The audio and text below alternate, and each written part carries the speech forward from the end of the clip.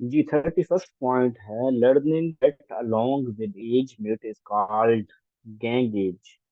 यानी ये उसी अपने जो एज मेट हैं, उनके साथ जो है घुल मिल, इसे गैंग एज कहते हैं कि इसमें बच्चा दोस्तियां बनाता है, छोटी छोटी दोस्तियां। यानी दोस्ती से मुराद ये है कि बच्चा जो है ना, अब यहाँ पे सोशल हो गया होता है, और उसे इस एज के अंदर ना माँ बाप से ज्यादा वो अपने दोस्त अच्छे लगने लग जाते हैं। आपको गैंग एज तो दो चार मिल के दोस्त जो है ना, वो कोई ना कोई काम कर रहे होते हैं, कोई ना कोई उन्होंने ना कहानी डाली होती है।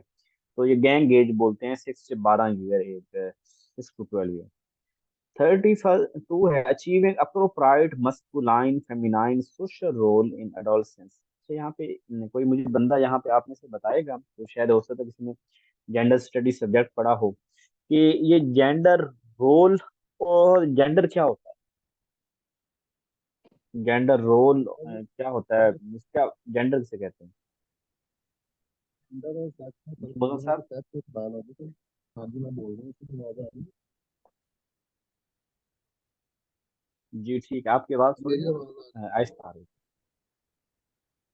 हाँ जी, जेंडर है। रोल। जी। सेक्स जेंडर में फर्क ये है कि सेक्स एक बायोलॉजिकल चीज होती है, इसमें होता है कि व्यक्ति के साथ पैदा होता है, मेल या फीमेल है जो। और जो होता है जेंडर होता है वो सोशल रोल होता है। तो अब में है वो कौन सा जेंडर है, आजकल ये भी है ना कि कौन सा तो जेंडर जो है वो लेना पसंद करता है। वो ऐसे ही है, एक मतलब कुछ बैलेंस। लड़कियां लड़कों वाले काम करते हैं, कुछ लड़के लड़कियों वाले काम करते हैं। तो वो रोल जो है ना उनका चेंज होता है, और बाकी जेंडर्स मेल फीमेल। अच्छा चले, जो achieving appropriate must feminine social role in adolescence, जवानी जो 13 साल से 19 साल की जो एज है, जहाँ पे एक तो अपोजिट सेक्स की तरफ अट्रैक्शन होना, जिसे मैं कहता हूँ कि पहला इश्क जो है ना वो जिंदगी के अंदर 9वीं 10वीं 11वीं 12वीं वाले बच्चे को जो है ना वो कर चुका होता है, और धोखा भी खा चुका होता है। तो इस तरह यानी उनका ये अपने पहचान चुके होते हैं, अपने रोल को पहचान चुके होते हैं कि मैं फीमेल हूँ और मेरी क्या क्या बाउंड्रीज, मुझे क्या काम करने, क्या मेरे यहाँ क्या नहीं। और but sex difference gender 0 to 6 year, और 6 साल तक उसे पता चल जाता है कि मेरा, तो मैं आपके मजाइये सी बात बताऊं इसको, फील मेरी बहन नहीं है वो फील नहीं कीजिएगा। वो हम कल गए थे गांव में, तो वो वहाँ एक छोटी सी बच्ची थी। तो वो कहती कि वो ना मैं, चले उर्दू में बताता हूँ। वो कहती है कि वहाँ ना अस्पताल से ना बच्चियां मिलती हैं, लड़कियां मिलती हैं, तो उसे भी जाके ले लो। तो हमने कहा कि फिर वो जो ना, मैं भी जाके ले लो, कहते नहीं तुझे नहीं मिलेंगी, वो सिर्फ औरतों को मिलती हैं, सवानियों ने मिलती है मतलब। वहां से बच्चियां, और अब मतलब इसमें उसका कंसेप्ट ये है, छोटी बच्ची का है तो वो 3 साल की, लेकिन अब इसे नहीं पता कि बच्चे पैदा होते हैं। उसे है कि ये औरत अस्पताल जाती है, उससे वहां से वो बच्चा लेके आ जाती है। तो ये औरतों को मिलते हैं, लेकिन मर्द जाए तो उनको नहीं मिलते। तो अब ये है कि 6 ईयर तक बच्चे को ना वो डिफ्रेंशिएट कर सके, उनसे चल जाता है कि ये बच्चे पैदा कैसे होते हैं, जो अपना कि मैं मेल हूँ या फीमेल है जो। 33 है physiological stability is achieved in infancy. Physiological achievement क्या होती है, जैसे एक बच्चे का चलना, उसके पूरे बाजू हैं, उसके पूरे टांगे हैं, वो चल सकता है, वो बोल सकता है, फिजियोलॉजिकल जो है वो इन्फेंसी के अंदर। Learning of solid food, learning of waste material learn to, ये 0 से 6 साल की उम्र तक बच्चा जो है ना वो सीख जाता है कि फूड के हवाले से, और अपना जो है ना वो पखाना पेशाब इन चीज़ों के मतलब जान चुका होता है। स्वाट एनालिसिस, ये SWOT, स्वाट स्ट्रेंथ वीकनेस अपॉर्चुनिटी थ्रेट्स, ठीक है। ये आया था पेपर में, आया था हमारे, पता नहीं, मेरा ख्याल है किसी पेपर में सवाल आया होगा, ठीक है। स्वाट stand for strength weakness opportunity threats. तो ये कहते हैं कि मतलब बच्चे को या एडolescence के अंदर इन चीज़ों को, या कोई बिजनेस है कहीं पे भी, इंसान को पता होना चाहिए कि मेरी स्ट्रेंथ क्या है, कौन से काम मैं अच्छे कर लेता हूँ, कौन किन कामों में वीक हूँ, मेरे पास अपॉर्चुनिटी क्या है, अगर निकल किन चीज़ों के थ्रेट्स हैं मुझे, तो ये चीज़ें, ठीक है। इसको देख लीजिएगा कि एल्बर्ट हम्फ्रे ने 1960 में इसका कंसेप्ट दिया स्टैनफोर्ड रिसर्च सेंटर में। 35 है सिंपैथी एंड इम्पैथी। कहते हैं किसी के बारे में दुखी होना यार, सिंपैथी। इम्पैथी होना है कि to put your self in the other shoe, किसी दूसरे के जगह पे अपने आप को जाके रखना, ठीक है। जैसे मैंने इसकी मिसाल आपको दी भी थी कि अगर हम इम्पैथी, दुखी इस तरह है कि यार मुझे ना अच्छा नहीं लगा आपके साथ ना, ठीक नहीं हुआ, और इम्पैथी थोड़ा सा गहराई में चले जाएं कि यार ये जो हुआ ना, अपने आप को उस जगह पे रख के देखना, तो यानी रियल उसको जो है ना वो फील करना कि यार ये बहुत ही उन्होंने ना ठीक नहीं किया, मुझे भी इसकी जगह सिर्फ आपको पेन नहीं हो रहा, मुझे भी इसका पेन हो रहा है। 25A आर्टिकल ये है 1973 कॉन्स्टिट्यूशन का, जिसके अंदर कहा गया कि 5 साल से लेके 16 साल तक, 6 साल ये था, 5 नहीं था, 6 साल से लेके 16 साल की उम्र और पहली क्लास से लेके 10वीं क्लास तक की एजुकेशन जो है वो गवर्नमेंट की रिस्पॉन्सिबिलिटी है कि तमाम लोगों को जो है वो ये रिस्पॉन्सिबिलिटी, ये एजुकेशन करवाई जाए। पेरेंट्स का काम है कि बच्चों को स्कूल भेजें, और गवर्नमेंट का काम सिखाई। अलामा इकबाल और virtual university, Allama Iqbal university जो है ना बेसिकली ये बनाई गई थी जिस कंसेप्ट के ऊपर, वो बनाई गई थी नॉन फॉर्मल एजुकेशन, ठीक है, डिस्टेंस लर्निंग, फासलाती निज़ाम तालीम। लेकिन अब इसके अंदर बहुत से कोर्सेज, बहुत सी डिग्रीज इसके अंदर जो है फॉर्मल हो रही हैं। बहुत से इनकी प्रैक्टिसेस अब जो है वो फॉर्मल चल रही हैं, अब ये इनफॉर्मल एजुकेशन नहीं रही। ठीक है। तो अगर कंप्यूटर से जस्ट लर्निंग हो तो उसको हम नॉन फॉर्मल में काउंट कर रहे होते हैं कि कंप्यूटर के थ्रू जो तालीम हो रही होती है। कुछ चीज़ें इसके अंदर अब जैसे लाइव हैं, वर्कशॉप्स हैं, लाइव चीज़ें चल रही होती हैं, तो उसको हम, और रिजिड रूल्स हैं कि ये आगे पीछे नहीं होंगी, अगर फेल होंगे आप तो नहीं अटेंड करेंगे तो फेल हो जाएंगे। तो बहुत सी चीज़ें इसके अंदर फॉर्मल आ चुकी हैं। बाकी ये नॉन फॉर्मल एजुकेशन था। वर्चुअल यूनिवर्सिटी का भी यही है, नॉन फॉर्मल एजुकेशन है कि वहाँ पे आपको, जैसे मेरा पढ़ाने का तरीका था ना कि मैं रिकॉर्डेड वीडियो दे देता था, और इसके अलावा मैं क्या करता, रिकॉर्डेड वीडियो थी, साथ में नोट्स वगैरह दे देता हूँ। वर्चुअल यूनिवर्सिटी भी ऐसे ही करती है, फिर डेट शीट आप खुद सेट करते हैं, वर्चुअल यूनिवर्सिटी बताते हैं कि मैं इस दिन इजी हूँ, इस टाइम इजी हूँ, इस टाइम पे आकर मैं पेपर दो दूंगा, तो ये वर्चुअल यूनिवर्सिटी का काम। सीपीडी कहते हैं कंटिन्यूस प्रोफेशनल डेवलपमेंट, जैसे आप कोई कोर्सेज वगैरह करते रहते हैं, अपने पॉइंट्स बढ़ाते रहते हैं, तो अपने नॉलेज को अपडेट रखना, नई स्किल्स, नए चीज़ें सीखना, वर्कशॉप वगैरह अटेंड करना, जिसको सीपीडी बोलते हैं, कंटिन्यूस प्रोफेशनल डेवलपमेंट। डेमोग्राफी कहते हैं किसी भी जगह के, मतलब किसी पॉपुलेशन के हवाले से मालूमात लेना, मालूमात होना, और जैसे जेंडर कौन सा है, रेस कौन, जैसे आप ना वो डेमोग्राफी का सेशन होता है जी, हाँ नाम ये है, फादर नेम ये है, रहता जी पाकिस्तान में हूँ, किस जिले में रहता हूँ, ये मेरा फोन नंबर है। अच्छा, इस तरह की, यानी कि जो है ना वो लिखना, मेरी इनकम इतनी है, ये डेमोग्राफी के अंदर आती है। मोनोग्राफी होता है कि किसी एक चीज के ऊपर, सिंगल एजेंडा के ऊपर सारी डिस्कशन, सारी बात होना, तो ये इसको वन सब्जेक्ट, इसे मोनोग्राफी बोलते हैं। एजुकेशनल लॉ, एजुकेशन के लॉ के हवाले से मुख्तलिफ लॉ बनाए गए एजुकेशन के लिहाज से। तो पहले तो कॉन्स्टिट्यूशन ऑफ पाकिस्तान के अंदर ये जो 25A आर्टिकल और जितनी एजुकेशन का मतलब एक बातें थी वो हो गई। फिर इसके अलावा एजुकेशन पॉलिसीज आई, ये सारे लॉज में काउंट होते हैं। हमने इसमें एजुकेशन लॉ रोल के ऊपर हमने बात की हुई है सारी डिटेल में। तो पॉलिसीज वगैरह जो हैं वो 1947 से लेकर 2017 तक लास्ट पॉलिसी आई, तो ये सारी पॉलिसी में आती हैं। फिर पंजाब में free and compulsory education act ये 2014 के अंदर एक दिया गया। हायर एजुकेशन कमीशन एक्ट 2002 के अंदर आया। प्राइवेट स्कूल रेगुलेटरी अथॉरिटी बनी, 2017 के अंदर बनी। तो ये रूल्स वगैरह हैं, इनको जो है ना मैंने डिटेल में न खुद पढ़ा है, ना मुझे कोई ज्यादा पता है। बस इतना पता होना चाहिए कि प्राइवेट को, स्कूलों को रेगुलराइज करने के लिए इनको रेगुलेटरी अथॉरिटी कब बनाई गई, 2017 के अंदर बनाई गई। और फ्री कंपलसरी एजुकेशन 2014 के अंदर बनाई गई। हायर एजुकेशन जो यूनिवर्सिटी ग्रांट कमीशन, पहले दफ्तर का नाम था, बाद में हायर एजुकेशन कमीशन रख दिया गया था, ये 2000 जो है वो 2 के अंदर रखा गया था, जिसके अताउर रहमान पहले एचईसी चेयरमैन थे।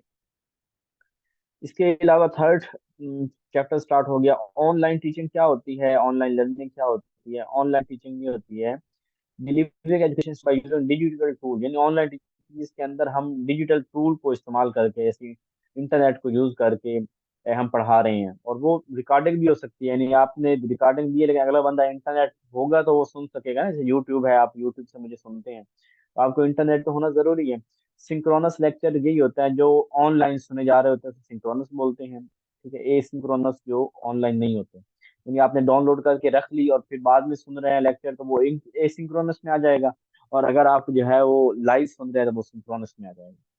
ऑनलाइन लर्निंग के अंदर ये है कि नॉलेज को हासिल करना बाय ऑनलाइन प्लेटफॉर्म, किसी भी आप किसी भी वेबसाइट से, किसी सोशल मीडिया से, जहां से किसी से लर्न कर रहे हैं और उसके अंदर से इस्तेमाल हो रहा है ऑनलाइन, जैसे कोई क्विज था ऑनलाइन, कोई इंटरेक्ट कोई असेसमेंट सिस्टम, ऑनलाइन जो निज़ाम होता है उसे हम कह रहे हैं।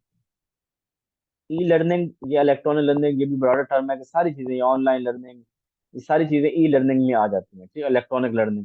यानी इसके अंदर डिजिटल टूल भी हम यूज कर रहे हैं, इसके अंदर लाइव हम पढ़ा भी रहे हैं, तो ये ई लर्निंग के अंदर ये चीजें आती हैं। इसके अलावा वर्चुअल लर्निंग, ये भी उसी तरह वर्चुअल इन्वायरमेंट होता है, ऑनलाइन इन्वायरमेंट होता है। और लग यही रहा था जैसे जैसे मतलब मिसाल के तौर पे कि प्रोजेक्टर का इस्तेमाल कह लें, या हर बार जो है ना वो एक क्लासरूम बैठी है और वहाँ पे कैमरा और टीचर जो है वो वहाँ पे, या ये जैसे ये बड़ी बड़ी स्क्रीनों के ऊपर जलसे करते हैं और सामने सारी ऑडियंस बैठी है और वहाँ पे उस स्क्रीन के अंदर जो है ना खिताब हो रहा है, इस तरह वर्चुअल एक इन्वायरमेंट का यूज होता है। फिर कहा एबीसी एजुकेशन कंटेक्स्ट में होता है एटीट्यूड बिहेवियर कॉग्निशन, एबीसी। इन तीन चीजें जो है ना वो जरूरी हैं ये वाली बच्चे की फिजिकल डेवलपमेंट के लिए। तो बच्चे को एटीट्यूड यानी उसकी तरबियत, उसको सलीका ये बिहेवियर और उससे कॉग्निशन, इसका उसके अंदर बड़ा किरदार है। अच्छा जी, एनेक्डोटल रिकॉर्ड, हमने इसके ऊपर वीडियो बना ली थी मैंने। एनेक्डोटल रिकॉर्ड यही कहते हैं जो किसी बच्चे के बिहेवियर को नोट करना, लिखना कि इसका कैसा, इसको क्रोनोलॉजिकल ऑर्डर में लिखा जाता है, कॉन्फिडेंशियल रखा जाता है, टीचर ये काम करता है, बच्चे को इसका पता नहीं होता, तो इसको हम कह देते हैं एनेक्डोटल रिकॉर्ड बोल रहे हैं। उसके बाद प्रेयर नॉलेज या पोस्टीरियरी नॉलेज। प्रेयर नॉलेज होता है वो चीजें जो हम बगैर किसी तजर्बे के, जो हमारे पास नॉलेज होता है उसे प्रेयर नॉलेज बोलते हैं। यानी कि मेरे पास नॉलेज इंफॉर्मेशन है और बगैर किसी तजर्बे से हासिल की है, प्रेयर नॉलेज। और वो नॉलेज मैं किसी जो तजर्बे से हासिल करता हूँ, किसी मसले से गुजर के फिर मेरी लर्निंग होती है, तो उसे हम पोस्टीरियरी नॉलेज बोलते हैं। इसके अलावा करेक्टरिस्टिक ऑफ टेस्ट, ये बात पहले कर चुके हैं कि टेस्ट की चार: वैलिडिटी, रिलायबिलिटी, यूजेबिलिटी, ऑब्जेक्टिविटी, ठीक है। Teaching versus instruction. टीचिंग जो होता है ना, ये उस्ताद का किसी का पढ़ाना, ठीक है।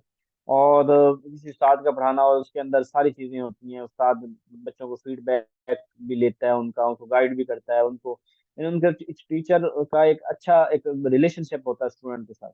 इंस्ट्रक्शन होता है बस अपना सबक दे देना, यानी आया बस उस पढ़ा दिया, इंस्ट्रक्शन दे दिए, ना कोई गहराई में, ना उसका फीडबैक, ना कोई टेस्ट, ना कोई असेसमेंट, कोई नहीं, बस ऐसे यानी बगैर किसी इम्तिहान के, बगैर कुछ ऐसे बता देनी चीजें, इंस्ट्रक्शन होती है। और बगैर प्रॉपर एक इंटरेक्शन के जरिए, और उसका प्रॉपर पेपर हो, असेसमेंट हो, फीडबैक हो, वो टीचिंग में आती है।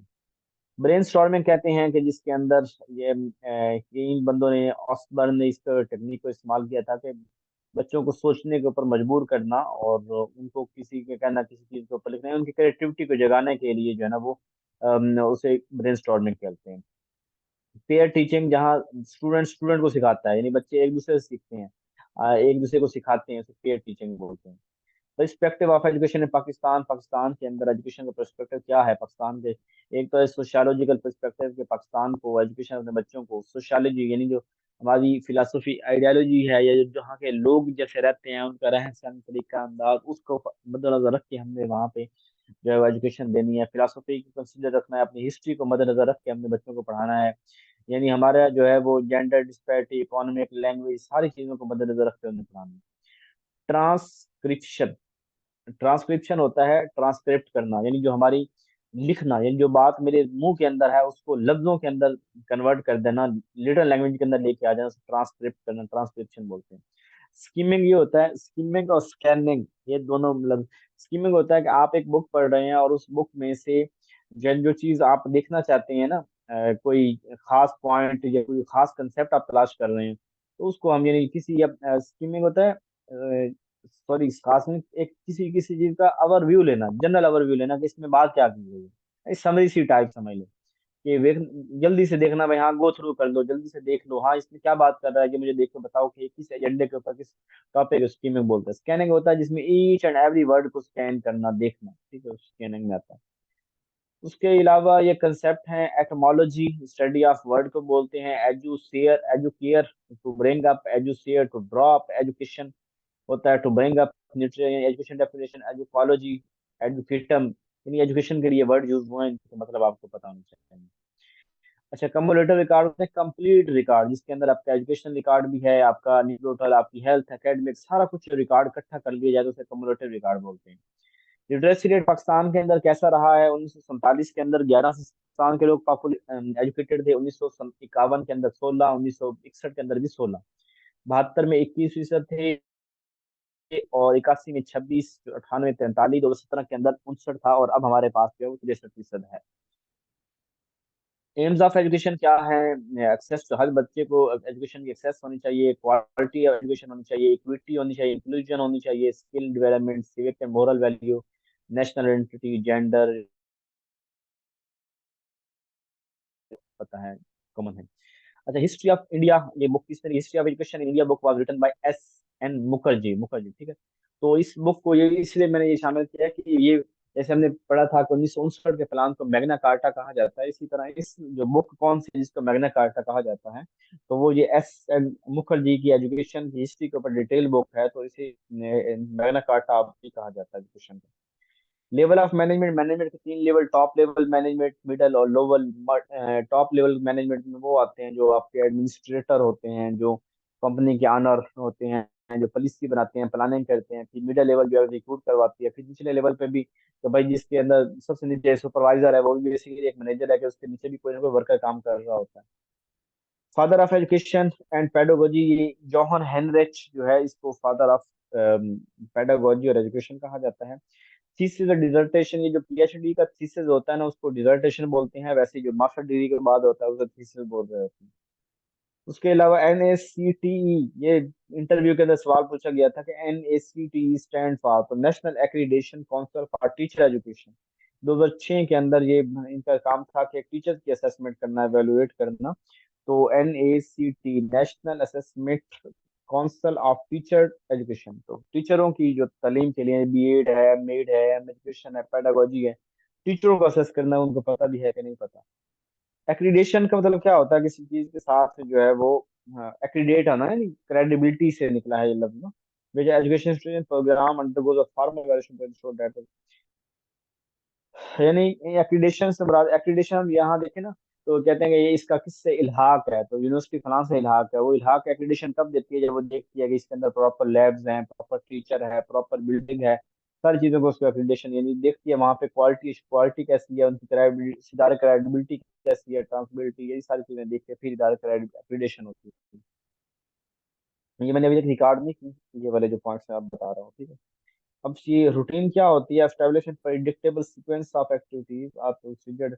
रूटीन हम कहते हैं जो हम रोजमर्रा की जिंदगी में रोजाना काम कर रहे होते हैं, सीक्वेंस के साथ कर रहे होते हैं, और प्रेडिक्टेड होता है। यानी मिसाल तो मैं अपना प्लानिंग डेली की करता हूँ कि मैंने आज के दिन ये काम करनी है। अब उसके अंदर कोई 20% प्लानिंग मेरी, 30 बल्कि 40 या 50% प्लानिंग सेम होती है, कि मैंने सुबह उठना है, मैंने नमाज पढ़नी है, मैंने इतनी तिलावत करनी है, ये तस्बीहात करनी है, फलां काम मैंने करना है। ये कुछ ऐसे काम है जो डेली बेसिस पे रिपीट होते हैं, जो मैंने रोजाना करने होते हैं, लेकिन अपने फलाने के अंदर लिखता हूँ कि मैंने फलां पारे को डिसाइड करना है फलां। तो ये चीजें जो है रूटीन में आ जाती हैं, ठीक है। शेड्यूल वगैरह, जैसे अप्रेंटिसशिप कहते हैं इंटर्नशिप वगैरह को, यानी सीखना, कोई काम सीखना, कंबाइंड प्रैक्टिकल, अंदर जॉब ट्रेनिंग, यानी कुछ काम सीखना जो है ना, उसे अप्रेंटिसशिप कहते हैं हम। रूल ऑफ थंब, जहाँ पे लॉज और फिक्स होते हैं, लॉज, उसे रूल ऑफ थंब बोलते हैं, ठीक है। ये काम करना, ट्रांकुलाइजर इसे कहते हैं, खून ट्रांकुलाइजर कहते हैं, ब्रॉडर सेंस ट्रांकुलाइजर तो drug substance that is used in state, यानी ये ट्रांकुलाइजर यानी कि मेडिसिन को कहा गया है कि जो किसी बंदे को बड़ा काम डाउन कर देती है, पीस को रिलैक्स कर देती है, उसकी एंग्जाइटी को खत्म कर देती है। इंस्टीट्यूशन, इंस्टीट्यूशन एक इदारा होता है जो एजुकेशनल सर्विसेज दे रहा होता है, और प्योर सर्विसेज दे रहा होता है, school, college, university, technical education, कुछ इदारों के नाम लिखे हैं। मीडियोक्रेसी, मेरिटोक्रेसी, मेरिट वो हर चीज में मेरिट को देखते हैं, मेरिट जो है उसी के ऊपर फैसला होगा। अगर स्किल्स, एबिलिटी, टैलेंट्स, अचीवमेंट, इनकी बुनियाद पे फैसला होगा, मेरिटोक्रेसी करते हैं। टिम्स, टाइम्स या टिम्स बोल रहे हैं तो trend in international math and science study, ये एक इदारा है। जो ये टेस्ट, मैथ और साइंस का टेस्ट, दुनिया के बच्चे इकट्ठे होते हैं, उनसे टेस्ट लेते हैं, फिर रैंकिंग जारी करते हैं कि किस मुल्क के अंदर कितनों को मैथ ज्यादा आती है, साइंस ज्यादा आती है। तो ये trends of in international math and science study. सेलोविज्म, ये इसका कंसेप्ट दिया था उसने कि we go from major premise to minor, यानी पीछे एक बड़े किसी थॉट से जो है ना छोटे थॉट पे जा रहे होते हैं। तो प्रीवियस रूल, प्रीवियस इंफॉर्मेशन को यूज कर रहे होते हैं अपने अपने करंट इशू के अंदर। जैसे अगर मैन इज मोर्टल, के इंसान फानी है, तो इसका मतलब फिर अरिस्टोटल भी फानी था, फिर मैं भी फानी हूँ, सारे फानी हैं हम लोग। या कि मैं कहता हूँ कि अगर ये जो है ना ग्राउंड, अगर तो बारिश हो जाए तो एक ग्राउंड जो है ना वो गीला होगा, फिर मैंने देखा यार ग्राउंड तो गीला है, मैंने कहा तो बारिश हुई होगी। तो यानी किसी एक चीज से, पुरानी चीज से नया कंसेप्ट बनाना, ये हमारे कुछ अहम पॉइंट्स है जो मैंने लिखे, ठीक है। इंशाल्लाह ये पॉइंट्स में भी इजाफा होता रहेगा।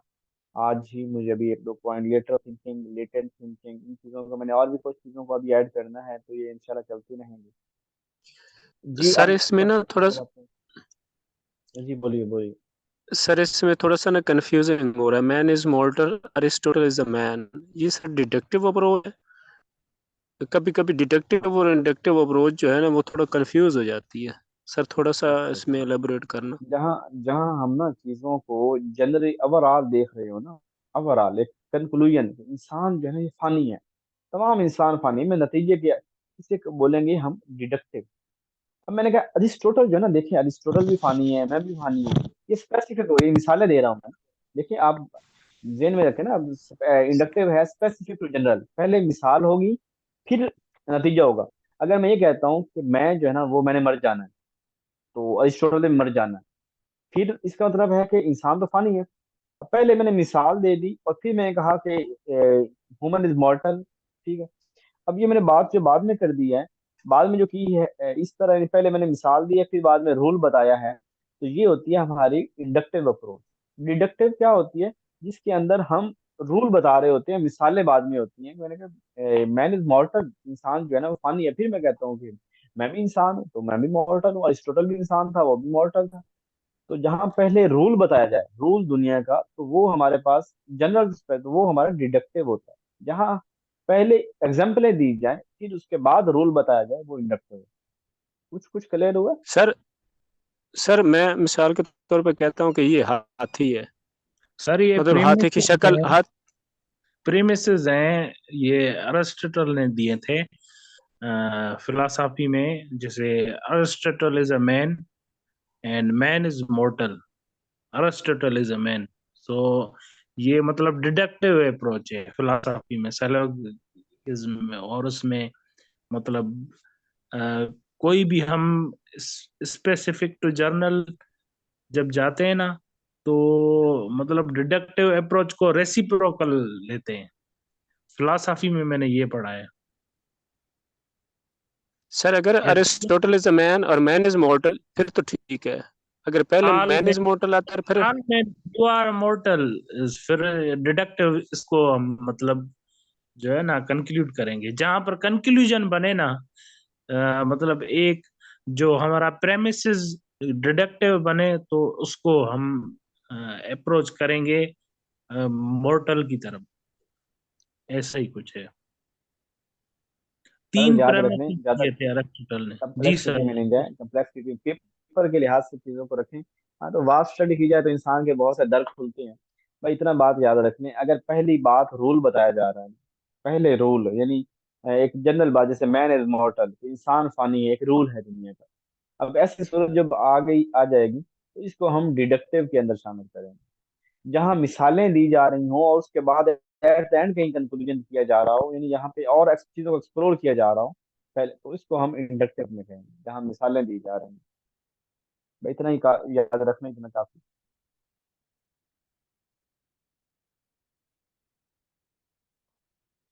जी और कोई, अब ये देखिए वैसे मेरे इस ग्रुप के अंदर कोई 60 प्लस लोग हैं, और नो डाउट इसमें से 10-15 लोग तो वैसे ही शामिल हुए किसी तरह।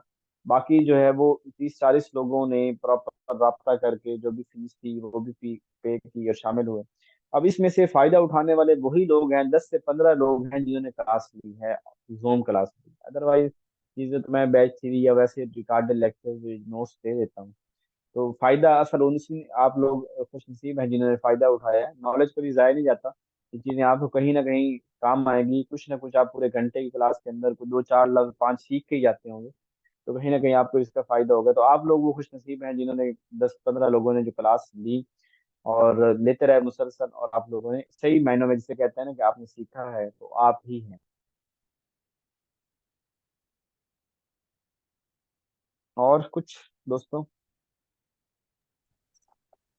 अस्सलाम वालेकुम सर। वालेकुम अस्सलाम। सर थोड़ा अर्ज था ये जो जो इसमें आपने जो नोट्स दिए हैं वो इसके करके जो टॉपिक वाइज थे, ये अगर आप कंपाइल्ड में है आपके पास तो ये काइंडली सेंड कर दें, तो हमारा एक ही फाइल हो जी जाएगा ठीक, सारा इसमें का। जी ठीक है, ठीक हो गया, हो तो जाएंगे। जी मुअज्जम साहब। सर 15 दिन के नोट्स अभी वो लगे हुए हैं प्ले लिस्ट में, रिकॉर्डिंग्स। बाकी सारी भी ना आहिस्ता आहिस्ता अपलोड हो जाएंगी, यानी ये 15-20 दिनों के अंदर अपलोड हो जाएंगी। यानी देखिए मेरी ना हर रोज एक वीडियो अपलोड हो रही है, ठीक है। अब वो ना एक दिन के अंदर एक शेड्यूल वीडियो में है, जो जो रिकॉर्डिंग की है वो सारी अपलोड होंगी। तो थोड़ा इंतजार करना, बल्कि आप यूं करें डायरेक्ट मेरे यूट्यूब चैनल पे जाए ना, तो उसके अंदर आपको मिल ही जाएंगे अपलोड हुई हुई ना, जूम सेशन में ना वो वीडियो वहां पे मिल जाएंगी। पब्लिक अभी तक नहीं हुई, तो पब्लिक ऐसा ऐसा हो जाएंगे। हाँ जी, वो जो आपकी पीडीएफ रोज की आ जाती है ना जी, वो भी बंदा साथ में नोट्स पढ़ ले, दोनों चीजें वो भी बेहतर है। जी अपनी सेल्फ स्टडी को जारी रखें, रोजाना 2 से 4 घंटे एजुकेशन को दें, कभी ना छोड़ें इसको। जब तक कि अनटिल कि आप 17 स्किल अपना, बस 17 का आप जो एक सब्जेक्ट है जिसको के लिए अपने आप को डेडिकेट कर दें, कि उसको जो है ना वो छोड़ना मुनासिब नहीं है। तो लगे रहे, सीखते रहे, अपना सीखने का अमल जारी रखें।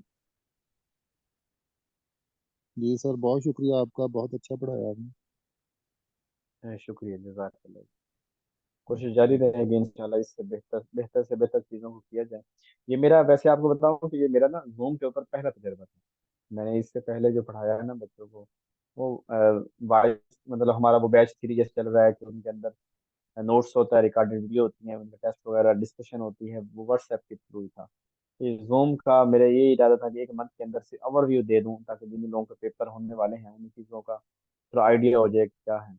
इंशाल्लाह इसको अभी बहुत कुछ मुझे मैं हर चीज़ को नोट करता हूँ, देखता हूँ फिर अपना कि मुझे किन चीज़ों को बेहतर करना है। आइंदा इन चीज़ों को मज़ीद बेहतर करेंगे, अपने नोट्स को भी, अपने स्टाइल को भी। ठीक है जी, अपना ख्याल रखिएगा, दुआ में याद रखिएगा। जज़ाकल्लाह। अल्लाह हाफ़िज़, अल्लाह हाफ़िज़, खुदा खुदा हाफ़िज़। अल्लाह